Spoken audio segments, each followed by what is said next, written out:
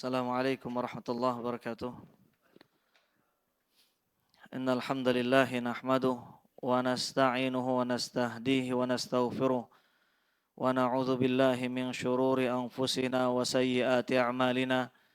May yahdihillahu fala mudhillalah wa may yudlil fala hadiyalah. Asyhadu an la ilaha illallah wahdahu la syarikalah wa asyhadu anna Muhammadan 'abduhu wa rasuluhu la nabiyya ba'dah. يا أيها الذين آمنوا اتقوا الله حق تقاته ولا تموتن إلا وأنتم مسلمون يا أيها الناس اتقوا ربكم الذي خلقكم من نفس واحدة وخلق منها زوجها وبث منهما رجالا كثيرا ونساء واتقوا الله الذي تساءلون به والأرحم إن الله كان عليكم رقيبا يا أيها الذين آمنوا اتقوا الله وقولوا قولا سديدا يصلح لكم أعمالكم ويغفر لكم ذنوبكم ومن يطع الله ورسوله فقد فاز فوزا عظيما أما بعد فإن أصدق الحديث كتاب الله وخير الهدي هدي محمد صلى الله عليه وسلم وشر الأمور محدثاتها وكل محدثة بدعة wa kullu bid'atin dhalalah. Ma'asyiral hadirin yang dimuliakan Allah Azza wa Jalla, insyaallah di malam hari yang Allah muliakan ini, yang Rasulullah sallallahu alaihi wasallam juga muliakan, yang mana beliau sallallahu alaihi wasallam membawakan kabar gembira tentang datangnya malam semacam ini kepada para sahabatnya, dan beliau berkata, Qad adhallakum syahrun mubarak, datang kepada kalian sebentar lagi bulan yang diberkahi, yaitu bulan Ramadan. Malam hari ini adalah malam pertama dari bulan Ramadan dan termasuk di antara sunnah yang mahjurah, sunnah yang banyak sekali ditinggalkan, padahal teks hadisnya sahih dari Nabi sallallahu alaihi wasallam adalah ketika awal pertama kali diumumkan kapan datangnya bulan Ramadan. Pertama kali kita melihat hilal di bulan Ramadan, hari pertama dari bulan Ramadan, disunnahkan untuk berdoa. Apa doanya? Apa doanya? Berarti tidak ada yang berdoa. Allahumma ahillahu alaina bil yumni wal iman. Kata Nabi sallallahu alaihi wasallam, kata beliau, kana idza ra'al hilal qala, Nabi terbiasa ketika beliau melihat hilal bulan baru, beliau bersabda, Allahumma ahillahu alaina bil yumni wal iman. Allahumma ahillahu alaina, apa tadi? Bil yumni wal iman. Ya Allah, artinya ya Allah, sampaikanlah atau tampakkanlah hilal dari bulan baru ini kepada kami dengan al-yumni, dengan keberkahan darimu. Al-yumni itu keberkahan, dan dengan keimanan. Wassalamati wal Islam, dengan keselamatan baik jasmaninya, baik rohaninya, dan dengan Islam. Semoga Allah ijabah doa kita. Allahumma ahillahu alaina bil yumni wal iman wassalamati wal Islam.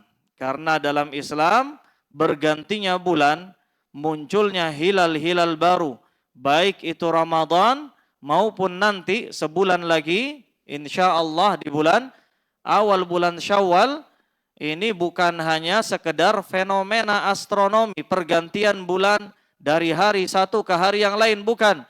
Tapi itu berarti masuknya kita kepada fase ibadah yang baru. Sebagaimana firman Allah Tabaraka wa Ta'ala dalam surat Al-Baqarah ayat 189. Kata Allah, wa yas'alunaka 'anil ahillah. Mereka bertanya kepadamu tentang bulan-bulan sabit, hilal, bulan-bulan baru. Nabi diperintah oleh Allah untuk menjawab, qul hiya mawaqitu linnas. Katakan bahwasanya bulan-bulan sabit itu adalah waktu-waktu manusia beribadah.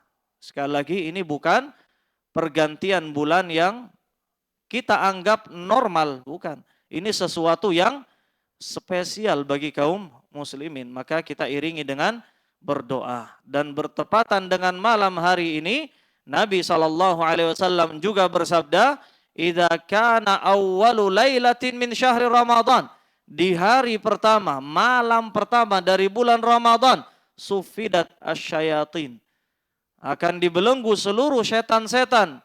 Wa maradatul jin. Dan pentolan-pentolannya jin. Wa ghulliqat abwabun nar. Falam tuftah minha bab. Falam yuftah minha bab. Akan ditutup seluruh pintu-pintu neraka. Maka tidak ada satupun pintu yang diizinkan untuk terbuka. Kemudian kata beliau, wa futtihat abwabul jannah. Dan di malam hari ini, Allah perintahkan untuk membuka seluruh pintu-pintu surga. Falam yughlaq minha bab. Maka tidak ada satupun pintu surga yang tidak terbuka. Wa yunadi munadin kulla lailah. Di setiap malam, termasuk malam hari ini, ada malaikat yang menyerukan, ya baghiyal khairi aqbil. Wahai para pencari kebaikan, datanglah, inilah saatnya berbuat kebaikan. Wa ya baghiyal syarri aksir. Dan orang-orang yang melakukan keburukan, berhentilah. Maka kata beliau sallallahu alaihi wasallam, walillahi utaqa minan nar. Allah memiliki hamba-hamba yang Allah bebaskan dari siksa api neraka. Kata Nabi SAW, wadzalika kulla lailah. Di setiap malamnya. Makanya setiap malam bulan Ramadan sisipkan doa. Allahumma a'tiq riqabana minan nar. Ya Allah, bebaskan kami semua dari jerat siksa api neraka. Semoga Allah kabulkan. Kemudian kita lanjut ke hadis nomor 8 tentang pengobatan was-was dalam keimanan. Hadis nomor 8 halaman 25. Kata penulis, kata Syekh Sa'di rahimahullah, an Abi Hurairah radhiyallahu anhu qala Rasulullah sallallahu alaihi wasallam, ya'ti syaitanu ahadakum fayaqul man khalaqa kadha hatta yaqul man khalaqallah fa idza balaghahu falyasta'idz billah waliyantahi wa fi lafdhin falyaqul amantu billah wa rusulih. Ini perlu ditambahkan titik ya, amantu billah wa rasulih. Meskipun hadisnya jelas ya, bercetak tebal, tapi perlu titik di sini. Batas antara matan hadis dengan perkataan di luar hadis. Muttafaqun alaih. Wa fi lafzin, ini kalau perlu tambahkan tanda titik 2. Wa fi lafzin, la yazalun nasu yatasa'alun hatta yaquluna man khalaqallah. Sekarang kita baca artinya. An Abi Hurairah radhiyallahu anhu qala, dari Abu Hurairah radhiyallahu anhu, beliau berkata, qala Rasulullah sallallahu alaihi wasallam, Rasulullah sallallahu alaihi wasallam bersabda, ya'ti syaitanu ahadakum, setan senantiasa mendatangi salah seorang dari kalian. Di sini Rasulullah sallallahu alaihi wasallam memakai fi'il madhi atau fi'il mudhari. Ya'ti. Fi'il madhinya apa? Ata. Fi'il mudhari'nya ya'ti. Fi'il mudhari itu menunjukkan sesuatu yang continue, terus menerus. Maka di sini bisa kita artikan ya'ti syaitan. Apa artinya? Datanglah syaitan. Kapan? Sudah pernah. Kemudian akan datang. Sekarang datang. Dan akan datang di kemudian hari, terus menerus. Ya'ti syaitan. Makanya di sini terjemahannya apa? Setan senantiasa mendatangi salah seorang dari kalian. Kemudian berkata, man khalaqa kada. Siapa yang menciptakan ini? Man khalaqa kada. Siapa yang menciptakan itu? Ini bisikan-bisikan dari setan yang kita sebut dengan istilah was-was atau was-wasah. Hatta yaqul, sampai bisikan itu mengatakan, man khalaqallah, siapa yang menciptakan Allah. Lalu siapakah yang menciptakan Allah? Fa idza balaghah, apabila telah sampai pada titik seperti itu, pertanyaan semacam itu, maka hendaknya dia liyasta'id billah. Hendaknya dia segera meminta perlindungan kepada Allah, wal yantahi, dan hendaknya dia segera berhenti, jangan dia lanjut. Falyaqul fi lafdhin, dan dalam riwayat yang lain ada perintah dari Nabi katakan, hendaknya dia katakan, amantu billah wa rusulih, aku beriman kepada Allah dan kepada Rasul-Rasulnya. Dalam riwayat yang lain, ada tambahan yang lain, dalam riwayat yang lain kita diperintah untuk membaca surat Al-Ikhlas. Apa surat Al-Ikhlas? Qul huwallahu ahad, Allahus samad, lam yalid walam yulad walam yakul lahu kufuwan ahad. Kemudian beliau mengatakan hadis ini adalah muttafaqun alaih. Wa fi lafdhin, dan dalam riwayat yang lain, la yazalu, akan terus menerus manusia bertanya-tanya, yatasaalun, hatta yaqulun, sampai mereka pada pertanyaan, man khalaqallah, siapakah yang menciptakan Allah. Ini judulnya adalah bagaimana kita mengobati was-was di dalam iman. Kemudian kita berlanjut kepada syarah hadis ini. Kata beliau, Syekh Abdurrahman Ibn Nasir As-Sa'di rahimahullah, hadis ini menunjukkan bahwa setan pasti melontarkan pertanyaan yang batil ini, baik berupa bisikan atau melalui lisan setan-setan dari kalangan manusia. Mana yang benar, syaitan atau setan? Kalau bahasa Arabnya syaitan. Tapi coba antum lihat di KBBI, jadinya setan. Jadinya setan. Melalui lisan setan-setan dari kalangan manusia dan dari orang-orang yang mengingkari Allah. Artinya apa? Artinya ada dua jenis setan. Setan dari kalangan jin dan setan dari kalangan manusia.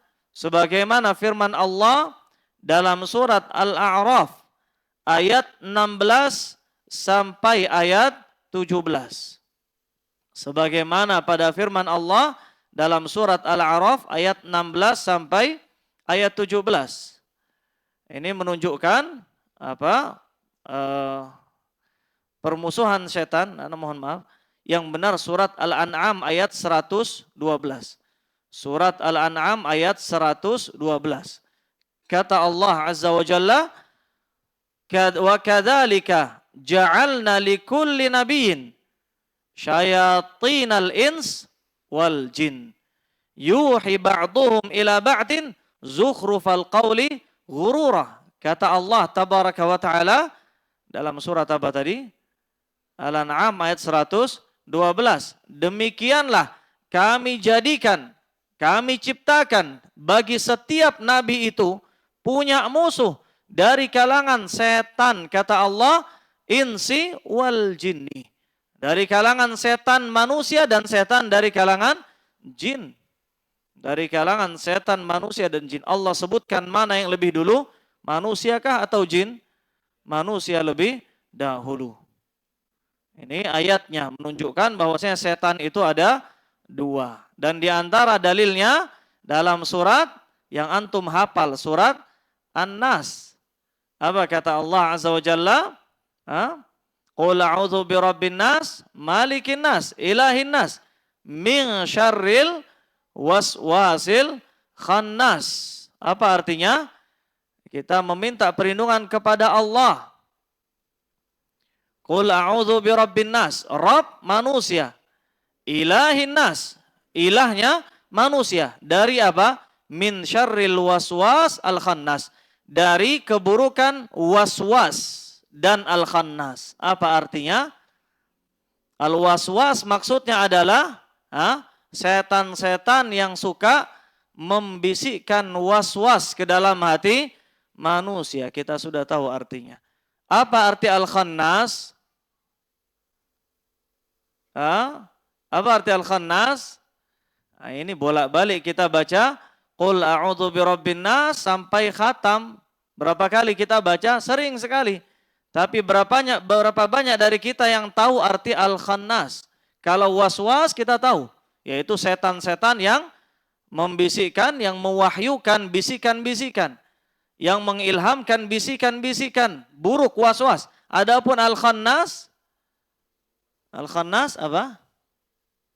Yang bersembunyi, yang lari tunggang langgang, yang mengecil. Maksudnya adalah ini juga sifatnya setan. Yang pertama was-was sifat setan. Ketika orang lalai, ketika tidak berzikir, maka yang datang adalah was-was. Was-was ini sifat dari setan. Adapun ketika manusia berzikir, ketika dia membaca bismillah misalkan, maka kata Nabi SAW, tasaghara syaitanu hatta yakuna mithla dzubab. Sampai mengecil setan sampai dia berubah menjadi sekecil dzubab, lalat. Sahabat ada yang mencela binatang tunggangannya dan mengatakan mencela setan, dia bilang ta'isa syaitan, dia mencela setan. Dia menghardik, dia melaknat setan. Kata Nabi, jangan kamu cela setan. Karena setan ketika engkau hardik, dia akan membesar sampai dia berubah sebesar rumah. Tapi ucapkanlah bismillah. Maka ini sifat setan yang kedua. Ketika manusia berzikir kepada Allah, setan berubah menjadi khannas. Apa khannas? Setan yang berubah mengecil. Setan yang berubah bersembunyi, lari bahkan tunggang langgang. Ketika ada muadzin, dia mendengar suara azan, dia lari. Bahkan dalam hadis disebutkan walahu durat, sampai dia lari-lari. Apa durat? Kata Abu Hurairah radhiyallahu anhu ketika ditanya mal hadath, apa itu hadath? Kata beliau fusaun wa durat. Fusa itu artinya kentut, durat juga kentut. Apa bedanya? Kalau suaranya fus ya, itu kentut.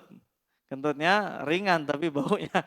Jadi kalau durat yang mirip sama suaranya drot seperti itu durat. Nah itu setan. Setan itu lari tunggang langgang. Bahkan dalam riwayat hadis disebutkan hatta balaghar rauha, sampai pada satu tempat yang namanya Rauha. Rauha itu jaraknya dari kota Madinah sejauh 50 km. Jadi kalau dari Solo sini sampai kemana? Sampai ke Tawangmangu. Dari sini lari ke Tawangmangu. Tapi godaan setan tidak pernah berhenti. Satu hilang, datang yang lain. Maka ini menunjukkan bahwasanya setan itu ada berapa? Ada dua. Kata Allah, min syarril waswasil khannas. Kemudian apa? Apa lanjutannya? Min syarril waswasil khannas alladzi yuwaswisu fi sudurin nas minal jinnah. Dari kalangan jin dan dari kalangan manusia. Ada dua. Kata beliau, sungguh hal ini bisikan-bisikan bisa jadi dari bisikan setan, dari kalangan bisa jadi berupa bisikan, atau melalui lisan setan dari kalangan manusia. Ada dua. Sungguh kata beliau, hal ini telah terjadi sebagaimana yang beliau kabarkan dan pasti terjadi. Apa yang beliau katakan adalah hak. Apa yang beliau sabdakan adalah hak. Wa huwa sadiqul masduq. Dialah orang yang jujur, Nabi SAW, dan dipercaya. Kata beliau, dua perkara tersebut benar-benar telah terjadi. Setan senantiasa terus-menerus membisikkan pertanyaan batil ini kepada seseorang yang tidak memiliki basirah, yang tidak memiliki ilmu. Ini maksud yang pertama adalah setan dari kalangan jin. Dan mana yang lebih berbahaya? Apakah setan dari kalangan manusia atau setan dari kalangan jin? Mana yang lebih berbahaya? Setan dari kalangan tadi dalam ayat surat Al-An'am ayat 112, mana yang disebutkan lebih dahulu? Manusia. Mana yang lebih berbahaya? Setan yang berbulu setan atau setan yang berbulu kebo? Setan yang berbulu kelinci, setan yang berbulu manusia. Yang kedua, setan yang berbulu domba, itu yang lebih berbahaya. Serigala berbulu domba, itu yang lebih berbahaya. Makanya Allah sebutkan lebih awal daripada setan yang berwujud jin. Maka ini yang jauh lebih berbahaya. Maka para hadirin yang Allah Jalla Jalaluhu muliakan, peperangan kita dengan setan tidak akan ada habisnya. Terus menerus. Terus menerus. Akan terus setan itu membisikkan pertanyaan-pertanyaan yang batil. Dalam wujud pertanyaan semacam ini yang disebutkan dalam hadis, atau bisikan was-was dalam versi yang lain. Tapi intinya, poinnya adalah perjuangan kita, peperangan kita melawan setan itu selalu ada dan terus menerus. Dan ingat, bisikan setan, was-was setan itu bukan sesuatu yang bisa kita bedakan dengan bisikan hati. Bisikan setan itu halus dan lembut, sangat-sangat lembut. Contohnya seperti yang disebutkan dalam hadis ini. Apa awal mula pertanyaannya? Indah. Bertanya tentang man khalaqa kada. Siapa yang menciptakan langit? Siapa yang menciptakan bumi? Kita jawab Allah. Siapa yang menciptakan semua yang ada di atas langit, semua yang ada di bumi? Allah. Siapa yang menciptakan semua yang ada di antara langit dan bumi? Kita jawab Allah. Sampai terus seperti itu, sampai bisikan yang halus sekali. Sampai pada pertanyaan, lalu siapa yang menciptakan? Allah. Ini bisikan yang begitu halus. Dan Nabi mengajarkan bisikan semacam ini juga dibisikkan oleh setan dari kalangan jin kepada pengikutnya kaum Nabi Nuh atau pengikutnya Nabi Nuh alaihi salam. Ketika pertama kali terjadi kesyirikan di atas muka bumi, apa bisikan mereka? Anin sibu. Dalam hadis disebutkan, mereka diperintahkan untuk insibu, menegakkan atau membangun satu monumen. Tujuannya apa? Tujuannya indah. Apa tujuannya? Agar ketika mereka melihat monumen ini, monumen para orang-orang salihin di antara mereka, yang ada 5, wali yang 5, siapa nama mereka? Wat, Waswa', Yaguth, Ya'uq, Nasr. Ini wali yang 5 dari zamannya Nabi Nuh. Wali, kalau di zaman kita sudah kita sebut wali berapa? Wali Songo atau wali-wali yang lain. Kalau ketika awal pertama kali datang setan, diperintahkan mereka, generasi awal dari kaumnya Nabi Nuh, sepeninggal wali-wali tersebut mati, dibisikkan agar mereka menegakkan monumen-monumen pengingat. Mereka pun setiap kali melewati monumen tersebut, hati mereka terenyuh. Akhirnya mereka beribadah kepada Allah, zikir kepada Allah. Mereka kembali ingat Allah. Ini indah di awal pertama kali. Begitu seterusnya generasi kedua, generasi ketiga, generasi keempat. Mereka belum menyembah berhala. Namun kemudian datanglah anak cucu mereka yang tidak belajar. Mereka kemudian melihat orang-orang tua mereka beribadah di sisi monumen-monumen. Padahal orang tua mereka beribadah kepada Allah. Namun mereka anak cucunya menyangka mereka sedang beribadah kepada berhala. Sampai kemudian anak cucu mereka beribadah kepada berhala, alih-alih beribadah kepada Allah. Lihat bisikannya sangat halus sekali. Makanya dalam syariat Nabi Muhammad SAW ditutup seluruh pintu menuju kesyirikan. Tidak boleh ketika kita membangun kubur atau menguburkan saudara kita, kita meninggikan kuburan, tidak boleh. Membangun bangunan di atasnya, menyemennya, meletakkan di situ lampu-lampu atau menulis, mengukir nama-nama tertentu, tidak boleh. Bahkan sekedar sujud sungkem kepada orang tua, meskipun itu tidak syirik. Meskipun itu tidak syirik, tapi dianggap sebagai dosa besar. Tidak boleh, ditutup. Padahal di zaman dahulu sujud kepada tetua itu termasuk satu penghormatan yang azim, yang mulia. Namun di zaman Nabi Muhammad SAW, seluruh jalan, seluruh pintu, seluruh jalan tol menuju kesyirikan tutup habis, dibabat habis, tidak boleh. Tidak boleh. Yang dinamakan oleh para ulama dengan nama saddud dzari'ah. Apa namanya? Saddud dzari'ah. Saddud dzari'ah itu artinya menutup pintu menuju kemungkaran, kesyirikan, kebid'ahan, ditutup rapat-rapat. Makanya dari sini kita belajar dari hadis Nabi, apalagi Nabi katakan la yazalun nas, apalagi Nabi katakan ya'ti syaitan dengan fi'il mudhari, menunjukkan permusuhan kita dengan setan kapan berakhir? Enggak ada habisnya. Enggak ada habisnya. Makanya dalam surat Al-A'raf ayat 16 sampai 17. Ayat 16 sampai 17. Allah berfirman, qala fabima aghwaytani la'aq'udanna lahum siratakal mustaqim. Setan iblis berkata, ia berkata, fabima aghwaytani, karena engkau telah menyesatkanku, la'aqudanna lahum siratakal mustaqim, maka niscaya aku akan terus setia menunggu mereka, mencegah mereka dari jalanmu yang lurus. Tsumma la'atiyannahum, kemudian aku akan mendatangi mereka, min baini aidihim, di depan mereka, dari arah depan, wa min khalfihim, dari arah belakang, wa an aymanihim, dan dari arah kanan, wa an syama'ilihim, dari arah kiri. Wala tajidu aktsarahum syakirin. Kemudian terakhir kata setan, dan engkau akan menemukan banyak di antara mereka yang tidak bersyukur kepadamu. Artinya permusuhan setan, kata Syekh Muhammad Hisham At-Tahiri, adalah permusuhan yang paling panjang. Permusuhan melawan setan adalah permusuhan yang paling panjang. Tidak ada istirahatnya. Bahkan pernah kita sampaikan kisah tentang Al-Imam Ahmad ketika di penghujung kematiannya. Masih ada yang ingat kisahnya? Masih?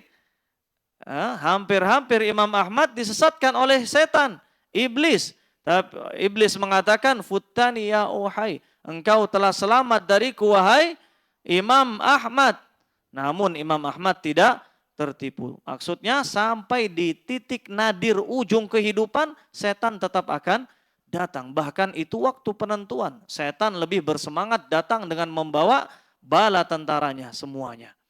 Ini setan dari kalangan jin. Belum lagi setan dari kalangan manusia. Apa tadi? Serigala berbulu kelinci. Kata beliau, dan orang yang mengingkari Allah pun demikian. Ini bisikan yang kedua. Bisikan setan dari kalangan orang-orang yang mengingkari Allah, senantiasa melontarkan syubhat, perkara yang masih samar-samar. Ini merupakan syubhat yang paling batil. Mereka berbicara tentang berbagai sebab akibat dan tentang pengetahuan alam dengan perkataan lemah yang ma'ruf. Maksudnya apa?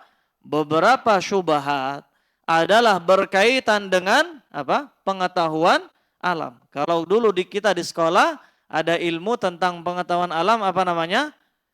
IPA. Adakah di sana kita diajari tentang Allah? Jawabannya tidak ada. Bagaimana air hujan terbentuk? Semuanya disebutkan dari mulai proses terbentuknya awan dari uap-uap air laut sampai kemudian awan tersebut terbang mengucurkan air hujan di daerah yang lain sesuai dengan angin yang membawanya. Adakah disebut Allah di situ? Tidak ada sama sekali. Bagaimana kupu-kupu terbentuk mulai dari ulat, lalu kemudian berubah menjadi kepompong, kemudian berubah menjadi kupu-kupu. Adakah Allah disebut? Tidak ada. Padahal di sini dalam surat An-Najm 42 di akhir halaman Allah mengatakan wa anna ila rabbikal muntah. Harusnya di akhir pelajaran kita diingatkan ini adalah ciptaannya Allah. Ini tidak mungkin terjadi hujan kecuali atas atas takdir dari Allah. Makanya tidak heran ketika kita dewasa, pikiran semacam ini tertanam. Sehingga kita tidak lagi mengenal Allah dalam setiap kejadian-kejadian alam yang biasa maupun yang luar biasa. Seperti misalkan hujan. Kita menganggap semua ini terjadi kejadian alam biasa. Padahal Nabi menikmati hujan luar biasa. Nabi itu ketika sebelum hujan, ketika awan gelap, dia takut Nabi SAW. Sampai keluar masuk rumahnya melihat bagaimana awan tersebut. Takutnya itu adalah awan yang Allah turunkan kepada umat terdahulu. Yang berisi petir, berisi api yang membinasakan mereka. Nabi takut, luar biasa. Sampai kemudian ketika turun hujan, Nabi bahagia luar biasa. Sedangkan kita, orang-orang tua kita zaman dahulu, tidak tahu zaman modern. Zaman dahulu melarang anak-anaknya untuk main hujan. Kenapa? Nanti sakit kepala. Padahal sebagian ulama menyebutkan termasuk di antara tabarruk, termasuk di antara cara mendapatkan pengobatan adalah dengan air hujan. Sebagian yang sakit dikeluarkan untuk terkena air hujan. Dengan cara seperti itu mereka menjadi sembuh. Nabi SAW keluar, ini termasuk sunnah yang tadi saya katakan mahjurah, yang banyak ditinggalkan. Ketika awal pertama kali hujan turun rintik-rintik, keluar dari rumah. Kemudian singkap penutup kepala, yang pakai peci, yang pakai kopiah, disingkap. Biar air hujan itu menimpa kepala kita. Cukup sampai di situ belum? Lalu kemudian kita berdoa kepada Allah, kata Nabi SAW, hadza haditsu ahdin birrabb. Nikmat luar biasa. Kata Nabi mengatakan, ini ciptaan yang baru saja diciptakan oleh Allah Azza wa Jalla. Antum nikmati itu senikmat-nikmatnya. Artinya main hujan. Ya, ini maksud beliau di antara syubhat adalah tentang pengetahuan alam. Dimasukkan ke dalam buku-buku pelajaran kita dari semenjak kita kecil. Akhirnya ketika terjadi kejadian biasa tadi hujan, atau kejadian luar biasa seperti misalkan gerhana bulan atau gempa bumi, kita anggap itu sebagai suatu yang biasa. Mungkin gempa bumi kita khawatir ya, takut. Bagaimana dengan gerhana? Sebagian besar manusia keluar untuk ngambil foto, selfie, ngambil mereka bercanda satu sama, bahkan ada yang bawa pacarnya. Nauzubillah, ini orang-orang yang tidak waras akal pikirannya. Padahal kata Nabi, ayatani min ayatillah, Allah menciptakan gerhana, matahari dan bulan. Itu sebagai tanda kekuasaan Allah. Tujuannya apa? Takhwifan li'ibadati, untuk membuat takut hambanya. Anehnya, ada yang takut enggak? Banyak manusia tidak takut, malah bahagia, malah tersenyum bahagia. Ini enggak, ini diantara syubhat yang sudah merasuk ke dalam jiwa kita, sehingga kita tidak memiliki rasa takut. Jadi ini maksud beliau di antara syubhat dan syubhat yang lain. Dan kata beliau, dalam hadis ini Nabi SAW telah memberi petunjuk untuk menangkis pertanyaan berbahaya ini dengan 3 tahapan cara. 3 tahapan cara atau 3 cara. Yang pertama adalah, apa yang pertama? Berhenti. Berlindung. Yang kedua, berlindung dari setan. Kemudian yang ketiga, dan dengan memantapkan keimanan. Di antaranya tadi dengan mengatakan, apa doanya? Sudah mulai ngantuk antum. Apa doanya? Qul amantu billah, atau apa? Apa tadi? Qul huwallahu ahad, Allahus samad, lam yalid walam yulad. Ketika kita berbisik dalam diri kita, siapa yang menciptakan Allah? Katakan, lam yalid walam yulad. Dia tidak melahirkan dan dia tidak dilahirkan. Walam yakul lahu kufuwan ahad, dan tidak ada yang menyamainya satupun. Ini yang kita ucapkan. Ini tahapan yang ketiga. Tahapan yang pertama, adapun dengan berhenti memikirkannya. Karena Allah menjadikan pikiran dan akal manusia itu memiliki batas jangkauan yang telah ditentukan. Artinya, akal pikiran manusia tidak akan bisa mencapai sesuatu yang gaib. Tidak mungkin bisa.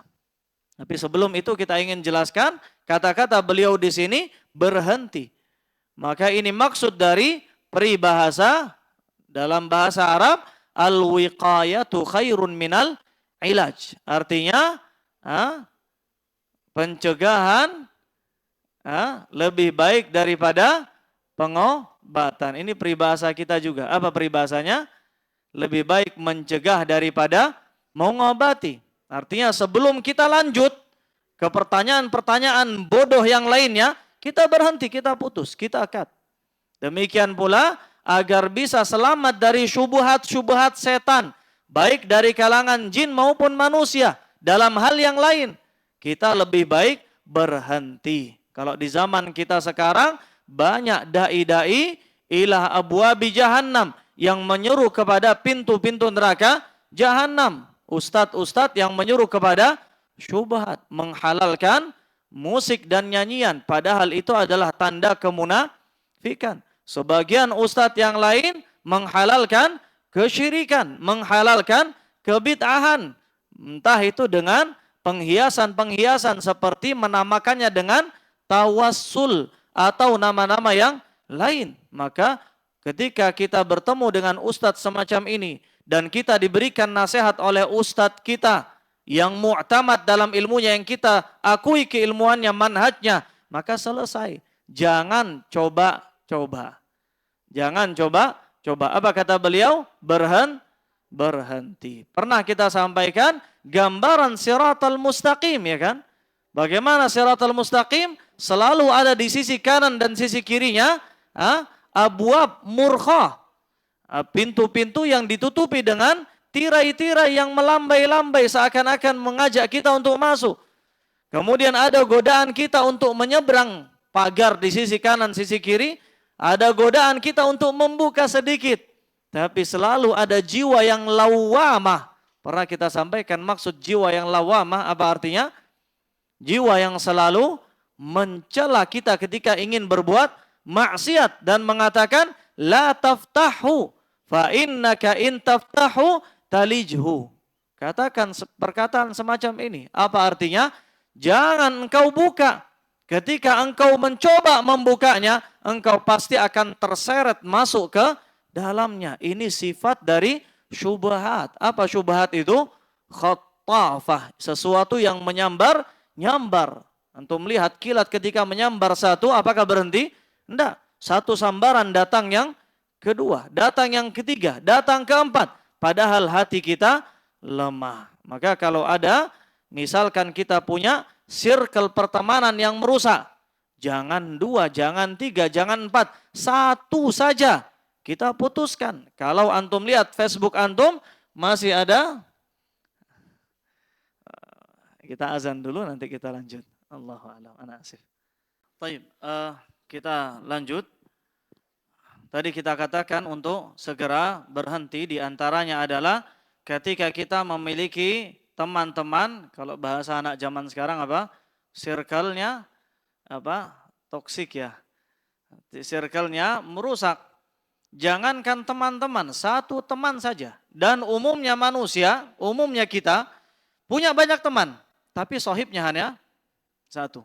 Sohib terdekat, yang paling dekat dengannya, yang dia cerita tentang masalahnya, semua masalahnya, termasuk yang rahasia. Umumnya sohibnya hanya satu. Maka jangan sekali-kali kita punya sahib bukan orang yang bertakwa kepada Allah. Hatta kalau kita punya sahib semacam itu di Facebook, segera hapus pertemanan dengannya. Kita punya sahib itu di dunia nyata, jangan jadikan dia sebagai sahib. Putus pertemanan dengannya, cari sebisa mungkin sahib yang hanya satu itu, yang paling bertakwa di antara teman-teman yang lain. Pegang tangannya, genggam tangannya, jadikan itu sahabat karib kita. Jadi ukurannya adalah bukan harta. Oh, fulan punya mobil, fulan tidak punya mobil. Jangan dilihat mana yang paling istiqamah dalam ketaatan. Pegang tangannya, berikan dia hadiah, jadikan dia teman karib kita. Karena cukup satu teman saja sudah bisa menjerumuskan kita ke dalam neraka. Sebagaimana firman Allah dalam surat Al-Furqan ayat 27 sampai ayat 28. Tadi saya katakan cukup berapa teman?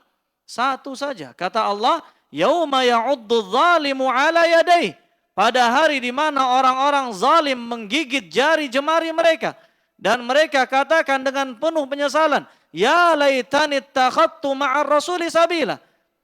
Sungguh celaka diriku, kenapa dahulu aku tidak mengikuti jalannya Rasulullah sallallahu alaihi wasallam. Ya wailata, celakalah diriku, seandainya dahulu aku tidak menjadikan fulanan khalila. Fulan berapa? Mufrad atau jamak?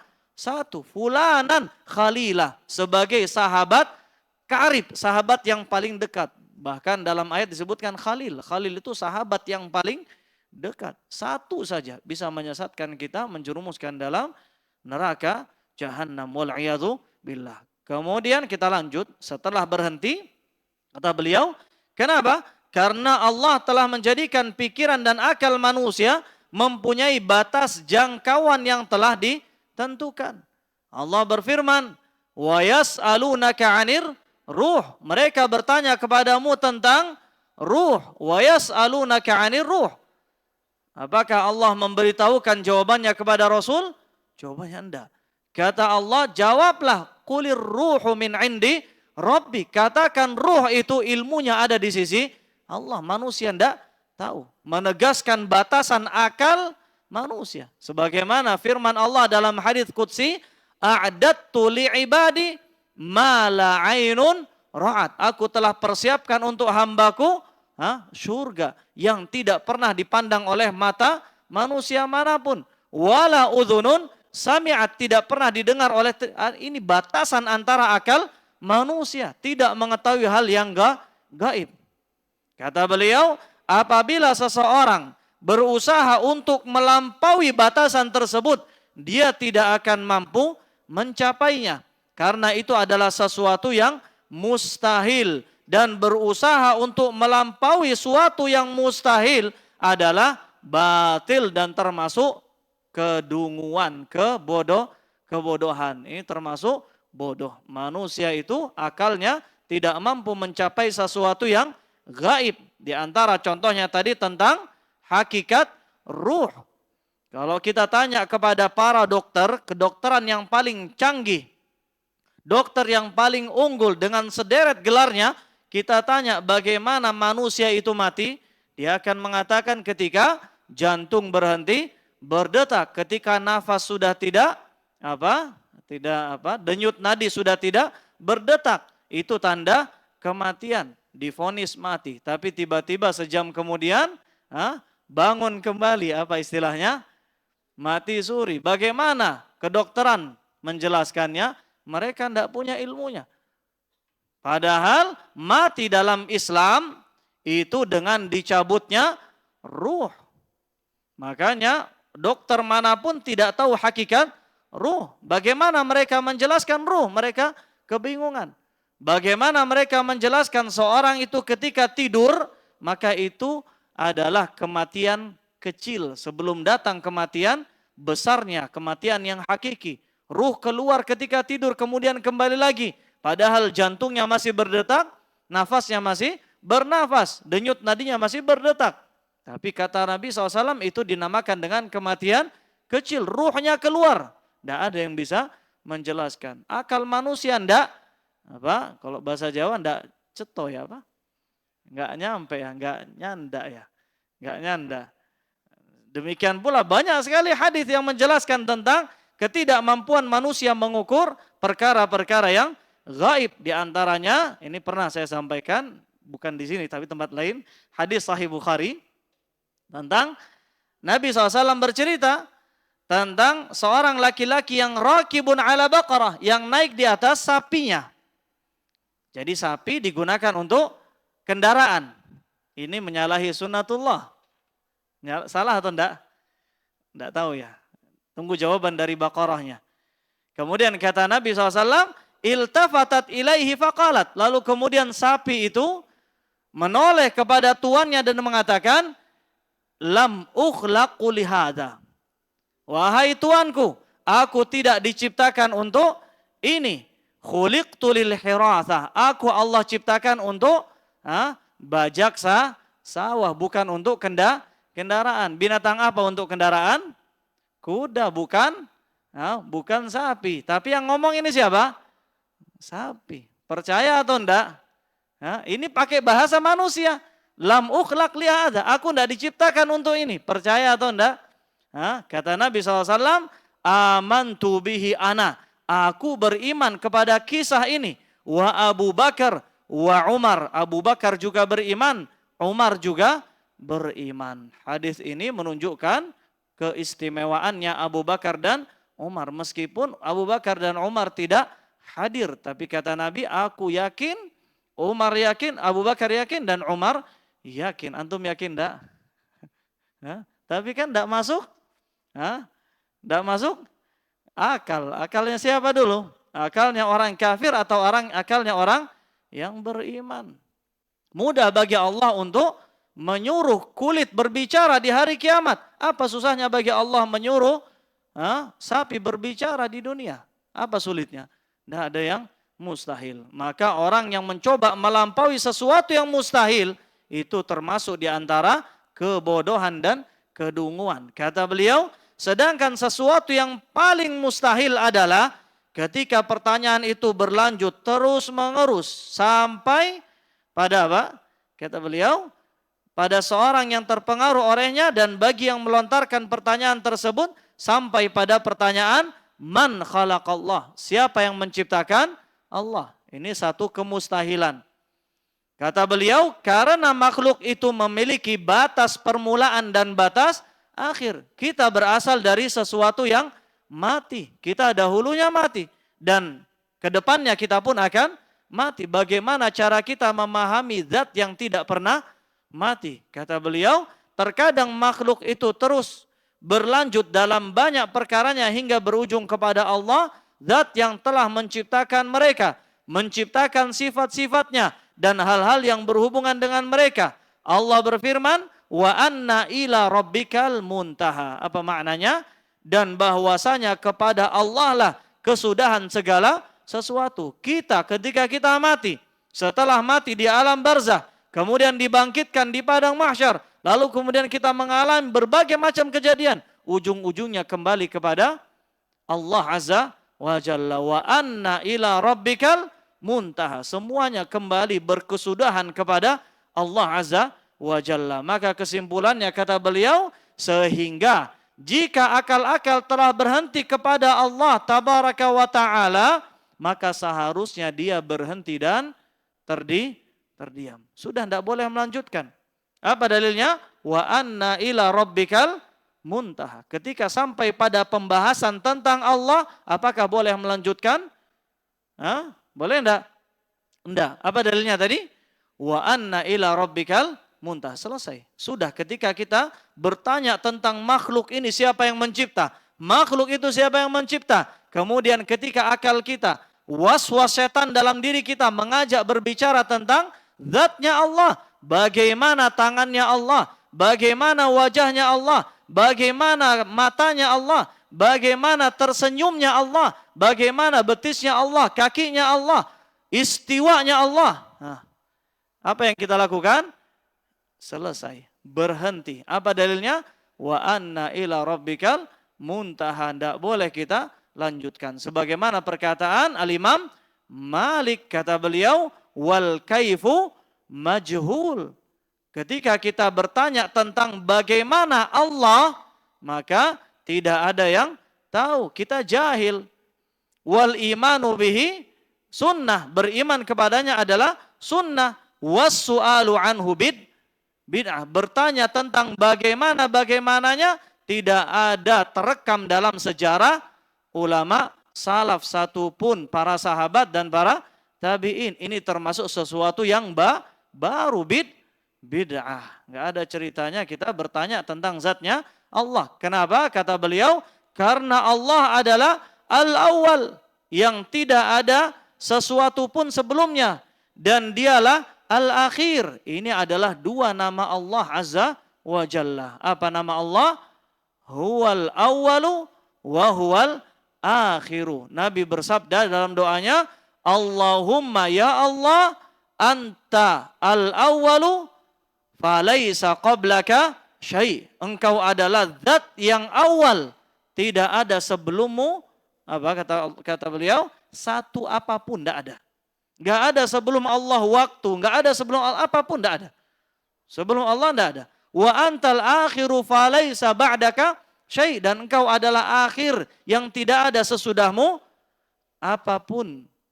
Maka bagaimana cara manusia yang hidup dari kematian lalu kemudian kembali kepada kematian, bertanya-tanya, mengetahui tentang zat al-awwal dan al-akhir. Bagaimana caranya? Kita tidak akan mungkin bisa.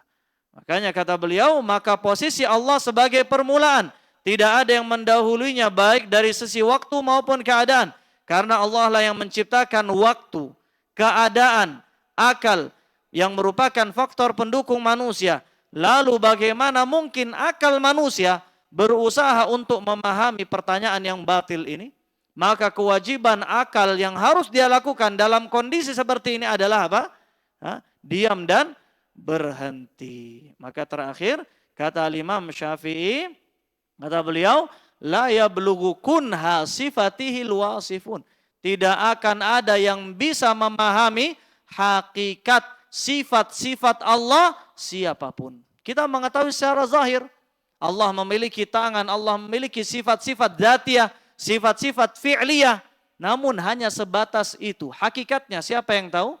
Allahu a'lam. Ini yang bisa kita sampaikan. Insyaallah kita akan lanjut di kemudian hari biidnillahi ta'ala. Wa akhiru da'wan alhamdulillahi rabbil alamin. Wa nas'alallah azza wa jalla an yuwaffiqa lana fi dunyana wa fi dinina wa an yakhtima jami'a amalina bi khatimatin hasanah wa akhiru da'wan alhamdulillahi rabbil alamin.